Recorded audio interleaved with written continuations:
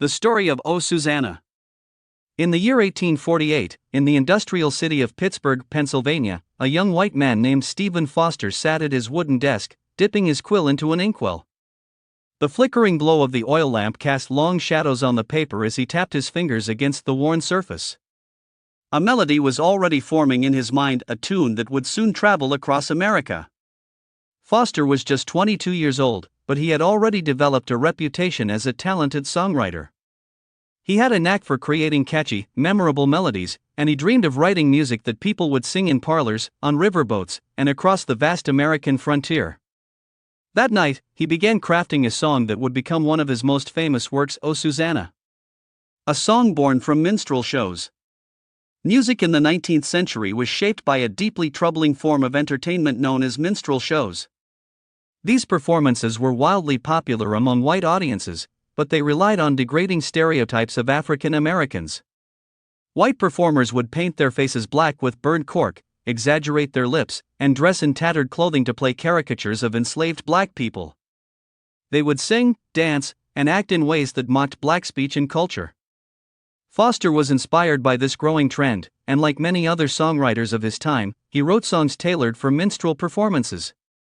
O Susanna was one of them.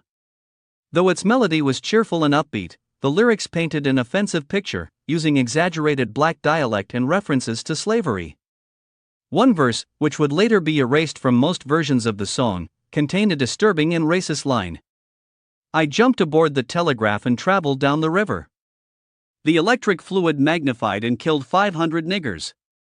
In modern times, this verse is rarely mentioned, but it was very much a part of the original lyrics when Foster first wrote them. For white audiences in the 19th century, such lyrics were considered humorous or entertaining, but for black Americans, they were a painful reminder of how they were dehumanized in popular culture. From riverboats to gold mines. Despite its racist origins, O Susanna quickly became a massive hit. The song was first performed by a minstrel troupe in Pittsburgh in 1848, and soon, its melody could be heard on steamboats, in saloons, and even on the dusty trails of the California Gold Rush. Its popularity was so widespread that many people assumed it was a traditional folk song rather than one written by a single composer. Foster, however, made very little money from it. In those days, music publishing laws were weak, and once a song was printed, anyone could sing or perform it without paying royalties.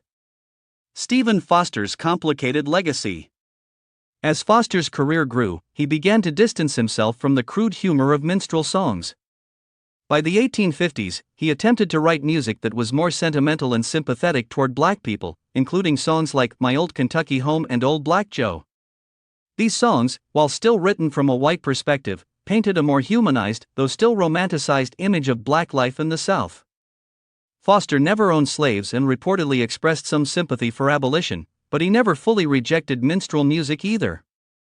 Unfortunately, Foster died in poverty at the age of 37.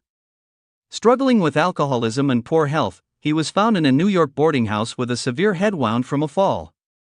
In his final moments, he had little more than 38 cents and a scrap of paper with the words "Dear Friends" and "Gentle Hearts" written on it. His death was tragic, but his music lived on. A song with a troubled past. Over time, O Susanna became ingrained in American musical history.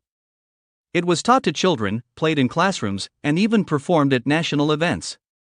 However, as people became more aware of the song's racist origins, educators and musicians began removing or rewriting its lyrics. The offensive verse was dropped, and the lyrics were altered to remove stereotypical dialect. In modern times, most people recognize O Susanna as a light-hearted folk song, completely unaware of its minstrel show history. But while the words have changed, the song's origins remain the same. It is an example of how popular culture once dehumanized black people for the sake of white amusement, and how those depictions shaped American music for generations. O Susanna is more than just a catchy tune. It is a piece of history, carrying the echoes of a time when entertainment and oppression went hand in hand.